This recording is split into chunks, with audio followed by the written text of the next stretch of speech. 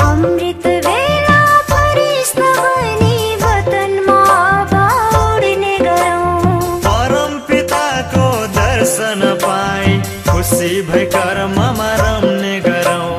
खुसी भई कर्ममा रम्ने गरौँ। आज स्वयं शिव भगवान आउनुभयो धरतीमा। आज स्वयं शिव भगवान आउनुभयो धरतीमा।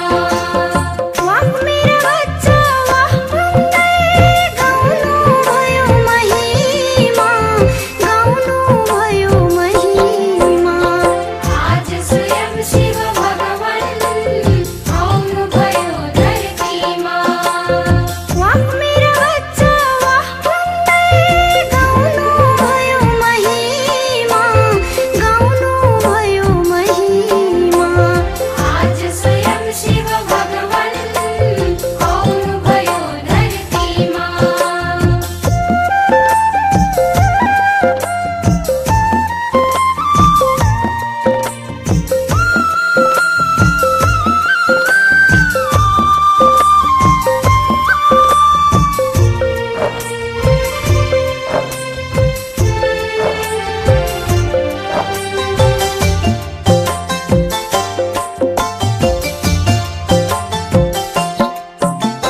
भाग्य विधाता त्रिकालदर्शी शिव परमात्मा कल्याणकारी।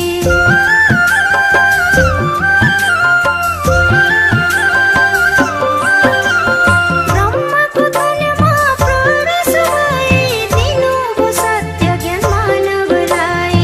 यही सत्य ज्ञान धारण करे मानव बन्छ देव समान। पवित्रताको शक्तिले हुन्छ यो जगतको नवनिर्माण। यो जगतको नवनिर्माण। आज स्वयं शिव भगवान आउनुभयो धरतीमा। आज स्वयं शिव भगवान आउनुभयो धरतीमा। वाह मेरा बच्चा वाह भन्दै गाउनुभयो महिमा।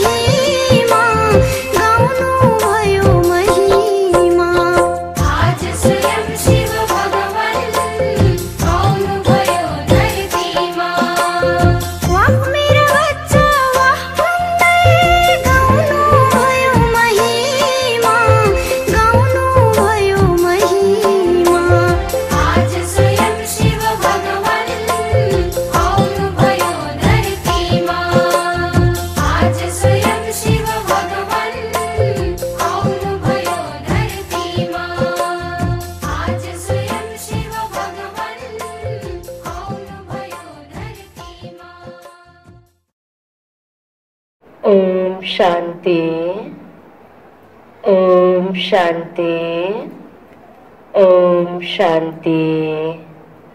आज बाबाको 2 वैशाख 2078 को साकार मुरलीको मुख्य सारमा बाबा भन्नुहुन्छ, मीठे बच्चे बाबा समान रहमदिल बनेर अनेकौंलाई मार्ग बताऊ। बाबा समान रहमदिल बनेर अनेकौंलाई मार्ग बताऊ। जो बच्चाहरू दिन रात सेवामा लागिरहन्छन् उनै बहादुर हुन्। जो बच्चाहरू दिन रात सेवामा लागिरहन्छन् उनै बहादुर हुन्।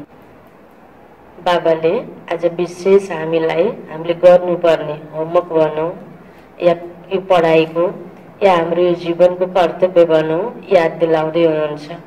तिमी बच्चाहरूले बाबा समान रहमदिल बनेर अनेकलाई यो मार्ग बताउनु पर्छ भन्नुभयो। एक अर्को बाबाले भन्नुभयो, जसले यो मार्ग बताउने कार्यमा यस सेवामा दिनरात बिजी रहन्छ उनी बहादुर बच्चा हो भनेर बाबाले भन्नुभयो।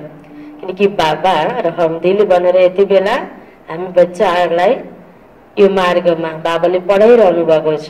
त हाम्रो पनि कर्तव्य जो बाबाको सो बच्चाको अरु आत्मालाई पनि यो ज्ञान दिएर यो सत्य मार्गमा डोर्याउनु, यही कर्तव्य आज बाबाले हामीलाई विशेष याद दिलाउनु भयो। प्रश्नमा उच्च तकदीरको मुख्य आधार के हो? उच्च तकदीरको मुख्य आधार के हो? उत्तरमा बाबा भन्दै हुनुहुन्छ, यादको यात्रा। यादको यात्रा हाम्रो आफ्नो तकदीरलाई उच्च बनाउनको लागि मुख्य आधार बाबाले आज यादको विषयलाई, यादको यात्रालाई जोड दिनुभयो। जति जसले याद गर्छ श्री बाबा परमपिता परमात्मालाई, जसले जति याद गर्छ त्यति उच्च तकदीर बनाउँछ, त्यति उच्च तकदीर बनाउँछ। शरीर निर्वाहको लागि कर्म गर्दै जाऊ, शरीर निर्वाहको लागि कर्म गर्दै जाऊ।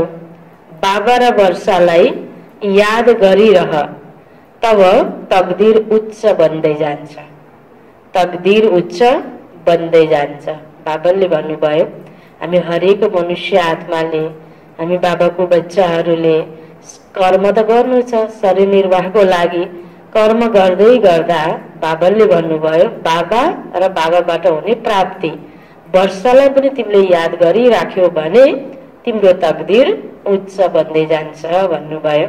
जति याद गर्छौं, त्यो योग बल हामीले जम्मा गर्छौं, त्यति उच्च तकदीर बन्दै जान्छ। गीत छ, तकदीर जगाकर आई हूं। ओम शान्ति। बच्चा जब जन्मिन्छ उसले आफ्नो साथमा कर्म अनुसार तकदीर पनि लिएर आउँछ। कसैले धनवानको पासमा, कसैले गरिबको पासमा जन्म लिन्छन्। पिताले पनि सम्झिन्छन् वारिस आएको छ। जस्तो जस्तो दान पुण्य गरेको छ त्यसै अनुसार जन्म मिल्दछ। अब तिमी मिठे मिठे सिक्लदे बच्चाहरूलाई कल्पपछि फेरि बाबाले सम्झाउनु भएको छ। हरेक 5000 वर्षमा बाबा यो धर्ममा आउनुहुन्छ ज्ञान दिनको लागि। त्यसैले बाबा भन्दै हुनुहुन्छ, कल्प पहिला अर्थात् 5000 वर्ष पहिला पनि यसरी नै बाबाले हामीलाई सम्झाउनु भएको थियो, अहिले फेरि आएर सम्झाएको छु भन्दै हुनुहुन्छ।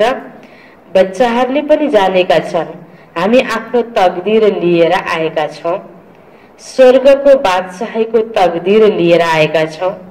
जसले राम्ररी जानेका छन् र बाबालाई याद गरिरहेका छन्, यादको साथमा तकदीरको सम्बन्ध छ।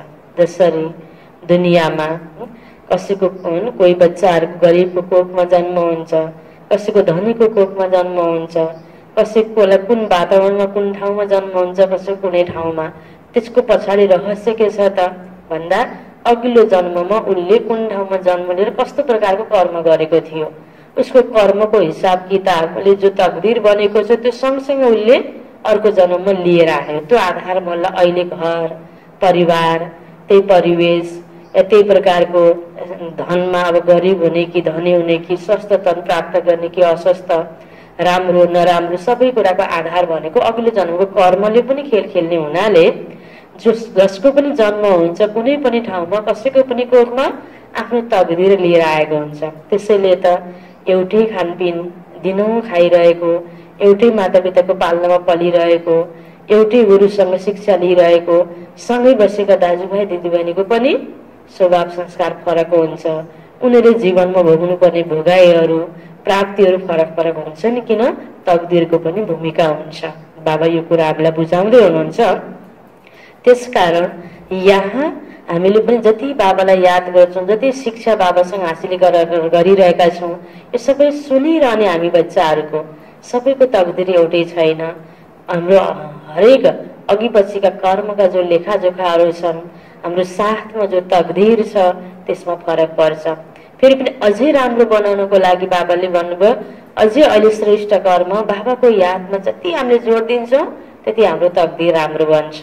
त हामी अहिले यति बेला ज्ञान सुनिरहेको आत्माहरू भनेको कल्प पहिला पनि बाबासँग ज्ञान सुनेको आत्मा भयो।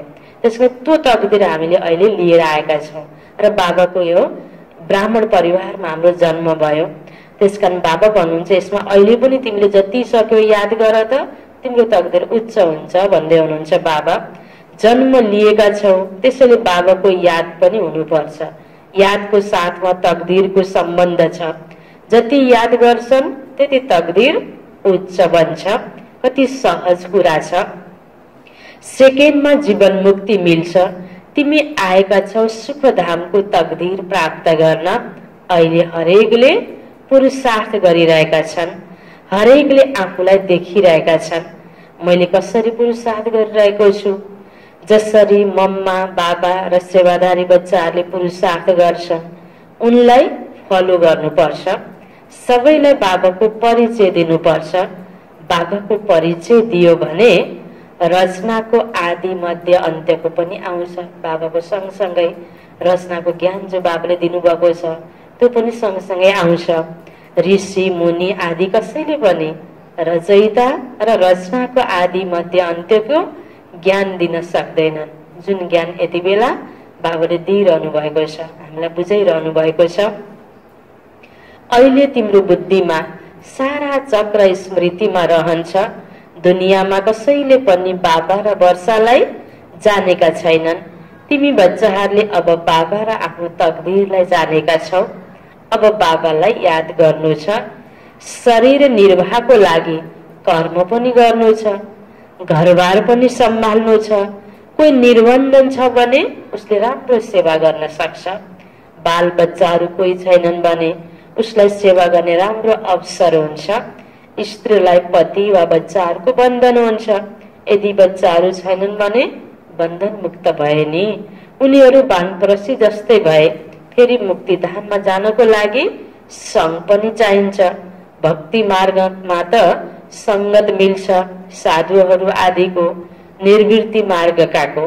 उनीहरू निर्वृत्ति मार्गवालाहरूले प्रवृत्ति मार्गको वर्षा दिलाउन सक्दैनन्। तिमी बच्चाहरूले नै दिलाउन सक्छौ। तिमीलाई बाबाले मार्ग बताउनु भएको छ। घर गृहस्थ पनि सम्हाल्ने, त्यो घर गृहस्थलाई पवित्र बनाउने, पवित्र भावनाले सम्हाल्ने, आफ्नो जीवनलाई पवित्र बनाउने। भोलि देवी देवताहरूको जो सतीको गृहस्थ पनि थियो, प्रवृत्ति पनि थियो, तर कति पवित्र थियो नि। जुन पवित्रताको आजसम्म पनि हरेक मनुष्य आत्माको दिलमा छाप छ। देवी देवताको राखेको त्यो यादगार जड मूर्तिको अगाडि जाँदा पनि नतमस्तक हुन्छन्, त्यहाँ शिर झुकाउन मन लाग्छ। त्यो पवित्रताको प्रति त्यस्तो प्रकारको भावना आजसम्म पनि मनुष्य आत्माहरूको छ। त बाबा भन्नुहुन्छ उनीहरूले निर्वृत्ति मार्गकाले प्रवृत्ति मार्गको वर्षा दिलाउन सक्दैनन्। तिमी बच्चाहरूले दिलाउन सक्छौ। तिमीलाई बाबाले यो मार्ग बताउनु भएको छ, पवित्र प्रवृत्ति मार्ग। भारतवर्षको 84 जन्मको इतिहास भूगोल बसेर सम्झाऊ। देवताहरूले नै 84 जन्म लिन्छन्, एउटाको कुरा होइन। सूर्यवंशी नै चन्द्रवंशी, फेरि वैश्यवंशी, शूद्रवंशी घरानामा आउँछन्। नम्बरवार त हुन्छन् नि। विश्वको पहिलो राजकुमार हुन् श्री कृष्ण, जसलाई झुलामा झुलाउँछन्। दोस्रो नम्बरको राजकुमारलाई झुलाउँदैनन्, किनकि कला कम भयो नि। जो पहिलो नम्बरको हो पूजा उसैको हुन्छ। मनुष्यले सम्झँदैनन्, बुझ्दैनन्। कृष्ण एउटा मात्र हुन्छन् वा दुई तीन हुन्छन्। कृष्णको राजवंश चल्छ, यो कसैलाई पनि थाहा छैन।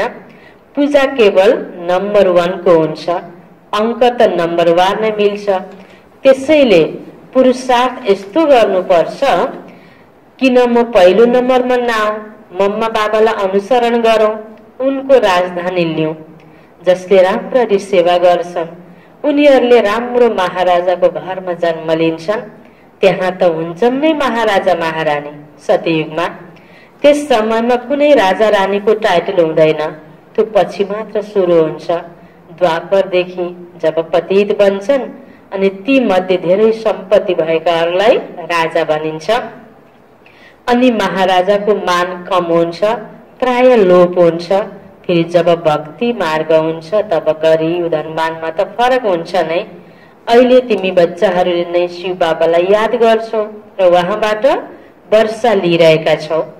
अरू सत्संगहरूमा त मनुष्यले बसेर कथा सुनाउँछन्, मनुष्यले मनुष्यलाई भक्ति सिकाउँछन्। उनीहरूले ज्ञान दिएर सद्गति गर्न सक्दैनन्। वेद शास्त्र आदि सबै हुन् भक्ति मार्गका सामग्री। सद्गति त ज्ञानबाट हुन्छ। पुनर्जन्मलाई पनि मान्छन्। बीचमा त कोही पनि फर्केर जान सक्दैन। हरेक मनुष्य आत्माहरू जब परमधामबाट यहाँ जन्म लिन आउँछन्, आउने बेलामा एकैचोटि आउँदैनन्। नम्बरवार कोही सतीको सुरुमै जन्म लिन आयो, त्यो बेलामा नै यहाँ धरतीमा आयो। कोही पछि पछि अहिलेसम्म पनि आइरहेको छ र आइसकेपछि पहिला आएकोले यहाँ पुनर्जन्म लिइरहेको छ, पछि पछि पनि आउँदैछन्। अब पुनर्जन्म लिँदै लिँदै अहिलेको समय यति अन्तिम समय भयो, अब सबै फर्केर जाने बेला भएको छ। तर पहिला आएको आत्माहरू बीचमा फर्केर जाँदैनन्, यो नाटक पूरा भएपछि नै जान्छन्। त्यही कुरा बाबा बुझाउँदै हुनुहुन्छ। अन्त्यमा नै बाबा आएर सबैलाई लिएर जानुहुन्छ। यतिका सबै आत्माहरू कहाँ गएर बस्छन्? सबै धर्मावलम्बीहरूको सेक्सन त बेग्ला बेग्लै छ नि। परमधाममा अलग अलग सेक्सन छ, अलग अलग धर्मावलम्बीहरूको बस्ने ठाउँको। त्यसैले यो पनि सम्झाउनु छ नि, आत्माहरूको पनि वृक्ष छ भन्ने कुरा कसैलाई पनि थाहा छैन। तिमी बच्चाहरूको बुद्धिमा सारा वृक्षको ज्ञान छ। आत्माहरूको वृक्ष पनि हुन्छ, जीव आत्माहरूको पनि वृक्ष छ। बच्चाहरूले जानेका छन् हामी यो पुरानो शरीर छोडेर घरमा गइरहेका छौं, परमधाम घरमा। म आत्मा यस शरीरबाट अलग हुँ, यो सम्झिनु अर्थात् जीवन छँदै मर्नु। अन्तिम शरीरलाई छोडेर त जाँदैछ। शरीर रूपी वस्त्रलाई फुकालेर जाँदाखेरि सजिलो होस्, त्यसको लागि पहिले लुज बनाउने, अर्थात् म देह होइन आत्मा हो, यो स्मृतिमा रहेर कर्म गर्ने बानी भयो भने शरीर छोड्ने बेलामा शरीर प्रति मोह हुँदैन, शरीरधारीहरू प्रति मोह लगाव हुँदैन। छोडेर जानेलाई पनि दुःख लाग्दैन, जसले छोडेर गयो उसको कारणले अरूलाई पनि दुःख लाग्दैन। त्यो प्रकारको अवस्था सतयुगमा थियो, अहिले छैन नि, किनकि अहिले शरीर प्रति लगाव छ। त्यसकारण अब आउने सत्यको तयारीको लागि र त्योभन्दा पहिला हामीलाई परमधाम जानु छ। त्यसको लागि बाबाले विधि बताउनु भएको। यो जीवन छँदै शरीरमा छँदै शरीरको लगावबाट तिमी मुक्त बन। यही कुरा बाबाले भन्नुहुन्छ, स्मृतिमा राख कि म आत्मा यो शरीरबाट अलग हुँ। यो बोल्नेवाला, सुन्नेवाला, हेर्नेवाला, देख्दा मुख बोलिरहेको छ, तर जो मनुष्य आत्माले शरीर छोड्छ, जस्तो मर्यो भनेर कसैलाई भनिन्छ भने उसको शरीर त्यही हुन्छ नि, मुखले बोल्न सक्दैन। यसको अर्थ बोल्नेवाला त कोही अलग छ नि, हो त्यही अलग म हुँ। प्राण भनौं, सोल भनौं, आत्मा भनौं, त्यही म हुँ। म यो शरीरमा छु, मैले मेरो मुखद्वारा बोलिरहेको छु, कानद्वारा सुनिरहेको छु। यो हामीलाई स्मृति भइराख्नु पर्छ। आफू मरेपछि दुनियाँ मर्यो, मित्र सम्बन्धी आदि सबैलाई छोडिदियो। पहिला पुरा शिक्षा लिएर पदको अधिकारी बनेर फेरि जानु छ। बाबालाई याद गर्न त धेरै सहज छ। कोही बिरामी छ भने उसलाई पनि भन्नुपर्छ, शिव बाबालाई याद गर्यो भने विकर्म विनाश हुन्छ। जो पक्का योगी छन् उनको लागि छिट्टै शरीर छोड्नु पनि राम्रो होइन, किनकि उनीहरूले योगमा रहेर रूहानी सेवा गर्छन्। मरेपछि सेवा गर्न सक्दैनन्। सेवा गर्नाले आफ्नो पद उच्च बनाउँदै जान्छन् र भाइ बहिनीहरूको सेवा पनि हुन्छ। उनीहरूले पनि बाबाबाट वर्षा पाउँछन्। हामी आपसमा भाइ भाइ हौ, एक बाबाका बच्चाहरू हौ। बाबा भन्नुहुन्छ, मलाई याद गर्यो भने विकर्म विनाश हुन्छ। पहिला पनि यस्तै भनिएको थियो। कसैलाई पनि सम्झाउन सक्छौ। हाम्रो आत्मा यति बेला तमो प्रधान बनेको छ। जो सतो प्रधान थियो अब फेरि तमो प्रधानबाट सतो प्रधान बनेर सतो प्रधान दुनियाँमा जानु छ। आत्मालाई सतो प्रधान बनाउनु छ यादको यात्राद्वारा। यादको पुरा चार्ट राख्नुपर्छ। ज्ञानको चार्ट राख्न सक्दैनौ। बाबाले त ज्ञान दिइरहनुहुन्छ, जाँच गर्नुपर्छ। मेरो जुन विकर्मको बोझा छ त्यो कसरी उत्रिन सक्छ, कसरी खत्तम हुन्छ, त्यसको लागि यादको चार्ट राखिन्छ। मैले कति घण्टा याद गरेँ, किनकि बाबा भनेको परम पवित्र सर्वशक्तिवान त्यो बाबालाई याद गर्ने बित्तिकै उहाँको स्मरणले पनि हामी आत्माको पाप कम हुने भयो। त्यसकारण बाबाले जति सबै याद गर र दिनभरिमा मैले कति याद गरेँ चेक पनि गर भन्नुभयो। मूल वतनलाई पनि याद गरिन्छ, फेरि नयाँ दुनियाँलाई पनि याद गरिन्छ। उथल पुथल हुनु छ, त्यसको पनि तयारी भइरहेको छ। पुरानो दुनियाँ अब खत्तम हुनु छ, नयाँ दुनियाँ आउनु छ। बम आदि पनि बन्दै जान्छन्। एकातर्फ भन्छन् हामीले मृत्युको लागि यस्ता यस्ता सामान बनाइरहेका छौँ, अर्कोतर्फ भन्छन् मृत्युको सामान नबनाऊ। समुद्रको तल पनि मार्ने सामान राखेका छन्। माथि आएर बम खसाएर फेरि समुद्रमा जान्छन्। यस्ता यस्ता चिज बनाइरहन्छन्। यो आफ्नै विनाशको लागि गरिरहेका छन्। त्यसैले त गाइन्छ नि, यादवहरूले आफ्नै पेटबाट मुसल निकाले गरे, आफ्नै कुललाई विनाश गरे अरे। आखिर यो के रहेछ त? त्यो छुट्टै यादवले पेटबाट मुसल निकालेको त होइन रहेछ नि। आज मनुष्यले आफ्नो बुद्धि रूपी पेटले अनेक साधनहरू बनाइरहेको छ। सुख सुविधाको अलावा सेफ रहनको लागि भनेर एकअर्कालाई ध्वस्त गर्ने सामान पनि बनाइरहेका छन्, जसको बाबाले हामीलाई ध्यान खिचाउनु भयो कि बच्चे यो आफ्नै विनाशको लागि तयारी गरिरहेका छन्। मृत्यु सामने खडा छ। यतिका ठुला ठुला भवन बनाइरहेका छन्।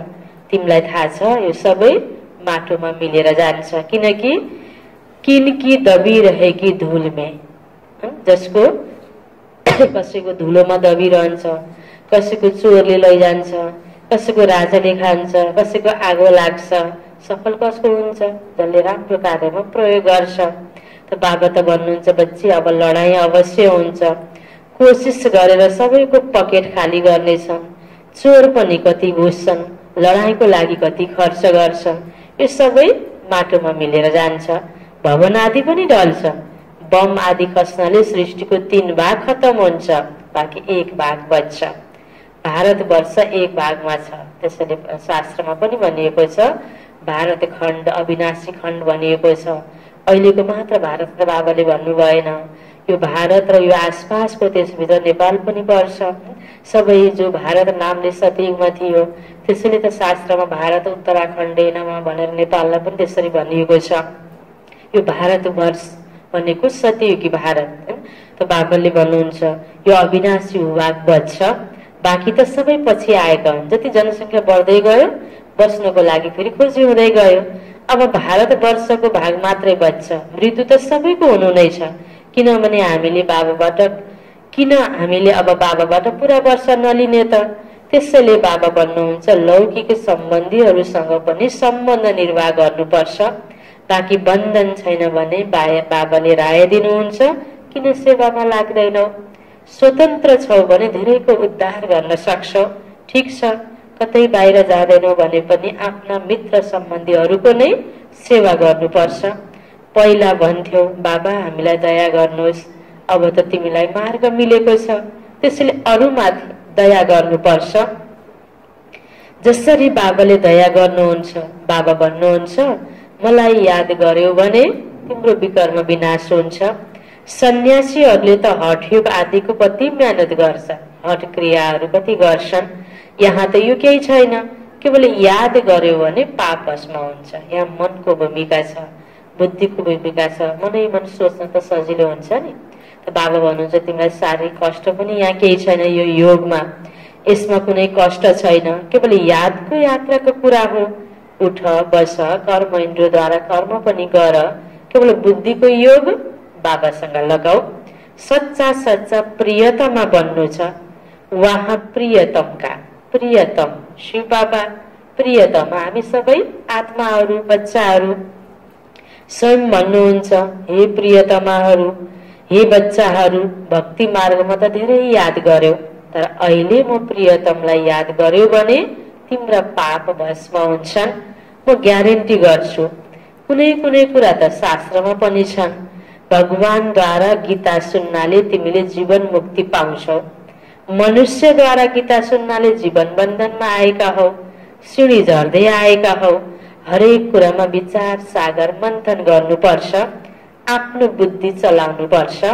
यो बुद्धिको यात्रा हो जसबाट विकर्म विनाश हुन्छ। वेद शास्त्र यज्ञ तप आदि गर्नाले पाप नाश हुँदैन। त्यो भनेको हामीले खोजी गर्यौं भगवानको, भगवान पाउनको लागि मेहनत गर्यौं, तर त्यसैबाट सिधा हामीलाई कोही प्राप्ति भएन, विकर्म विनाश भएन। जब भगवान आएर यो ज्ञान दिँदै हुनुहुन्छ, यो ज्ञानको द्वारा नै विकर्म विनाश हुन्छ, सद्गति प्राप्त हुन्छ। तल गिर्दै आयो तिमी, अब माथि चढ्नु छ। केवल सिँढीको चित्र हेरेर मात्र कसैले पनि बुझ्न सक्दैन, जबसम्म त्यसमा कसैले सम्झाउँदैन। जसरी साना बच्चाहरूलाई चित्र देखाएर सिकाउनु पर्छ, त्यस्तै यो ज्ञान बुझाउनको लागि बाबाले जुन चित्रहरू बनाइदिनु भएको छ, इशारा दिएर यो चित्रहरू जति बनेका छन् सेवाका लागि, सिँढीको चित्रको बाबाले अहिले उदासना बच्चाहरूलाई चित्र देखाएर सिकाउनु पर्छ कि यो हात्ती हो।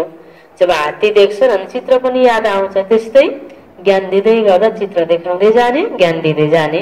जसरी तिम्रो बुद्धिमा आइसकेको छ, चित्रमा जहिले पनि सानो चिज देखाइन्छ। तिमीलाई थाहा छ वैकुण्ठ त ठुलो छ नि, ठुलो राजधानी हुन्छ, त्यहाँ हीरा जवाहरातका महल हुन्छन्, ती फेरि प्राय लोप हुन्छन्, सबै चिज हराउँछन्। नत्र यो भारत गरिब कसरी बन्यो?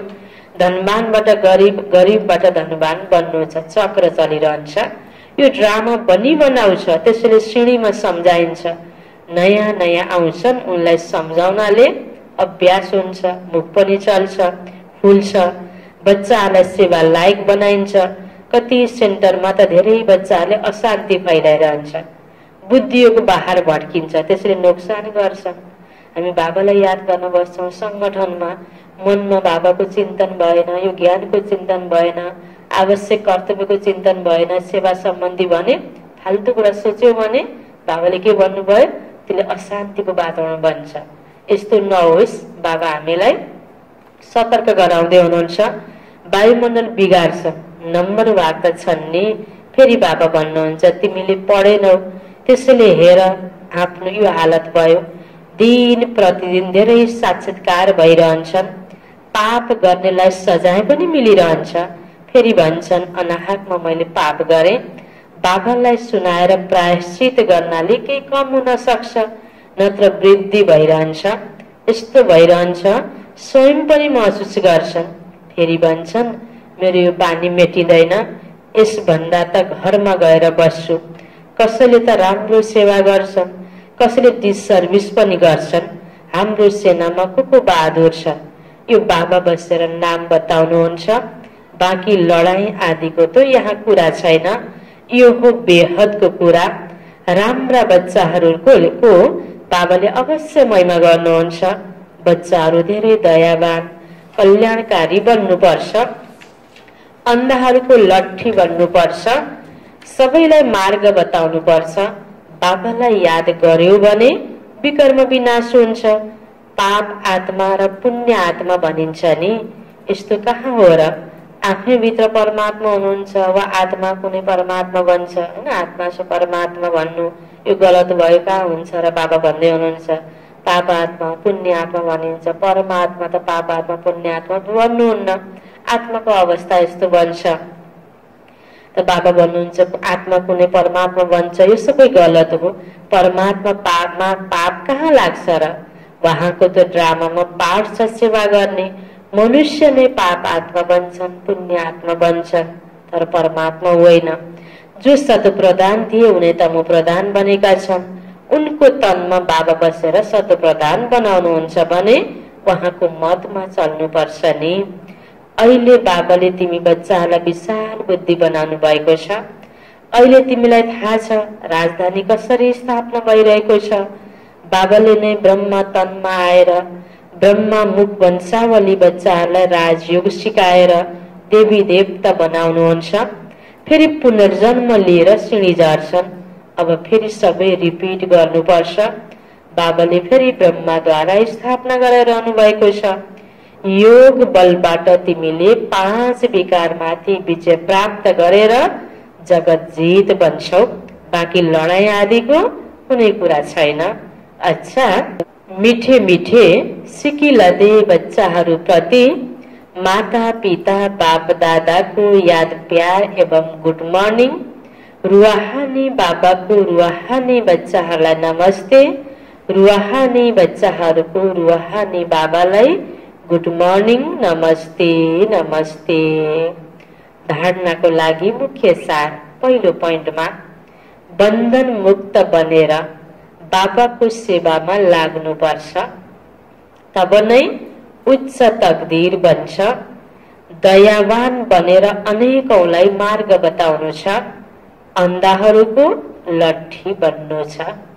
दोस्रो पोइन्ट, यस शरीरबाट ममत्व निकालेर जीवन छँदै मर्नु छ। टाइट कपडालाई लुज बनाउने हो। जीवन छँदै मर्नु भनेको यो दुनियाँबाट मन बुद्धिलाई बिस्तारै निकाल्नु, लगाउनु पर्ने ठाउँमा भगवान प्रति लगाउनु। किनकि अब घर फर्केर जानु छ, यो शरीरलाई छोडेर नै जानु छ। पहिल्यै खुकुलो बनाउने हो जीवन छँदै मर्ने भनेको। बिरामी हुँदा पनि एक बाबाको यादमा रह्यो भने विकर्म विनाश हुन्छ। वरदान छ बाबाको, अन्य आत्माहरूको सेवाको साथसाथै स्वयंको पनि सेवा गर्ने सफलता मूर्त भव। अन्य आत्माहरूको सेवाको साथसाथै स्वयंको पनि सेवा गर्ने सफलता मूर्त भव। विस्तारमा सेवामा सफलता मूर्त बन्नको लागि अरूको सेवाको साथसाथै आफ्नो पनि सेवा गर। जब कुनै पनि सेवामा जान्छौ यस्तो सम्झ, सेवाको साथसाथै आफ्ना पुराना संस्कारहरूको पनि अन्तिम संस्कार गर्दैछु। जति संस्कारहरूको संस्कार गर्छौ त्यति नै सत्कार मिल्छ। जति पुरानो संस्कारलाई खत्म गर्छौ त्यति नै सत्कार मिल्छ। जति राम्रो बन्छौ, अरूलाई राम्रो गर्छौ, त्यति नै त सत्कार मिल्ने हो नि। सबै आत्माहरूले तिम्रो अगाडि मनबाट नमस्कार गर्नेछन्। कोही डरले करले बाहिरबाट होइन, दिलदेखि मनदेखि नमस्कार गर्नेछन्। बाहिरी नमस्कार गर्नेहरू नबनाऊ, मानसिक नमस्कार गर्नेहरू बनाऊ। स्लोगन, बेहद सेवाको लक्ष्य राख्यो भने हदका सबै बन्धन छुट्छ। बेहद सेवाको लक्ष्य राख्यो भने हदका सबै बन्धन छुट्छ। मुरलीको सारमा बाबाले भन्नुभएको थियो, मिठी बच्चे बाबा समान रहमदिल बनेर अनेकौंलाई मार्ग बताऊ। जो बच्चाहरू दिनरात सेवामा लागिरहन्छन् उनी बहादुर हुन्। प्रश्न उत्तरमा थियो, उच्च तकदीरको मुख्य आधार के हो? यादको यात्रा। जति जसले याद गर्छ त्यति उच्च तकदीर बनाउँछ। शरीर निर्वाहको लागि कर्म गर्दै 12 वर्षलाई याद गरिरह्यो भने तकदीर उच्च बन्दै जान्छ। ओम शान्ति।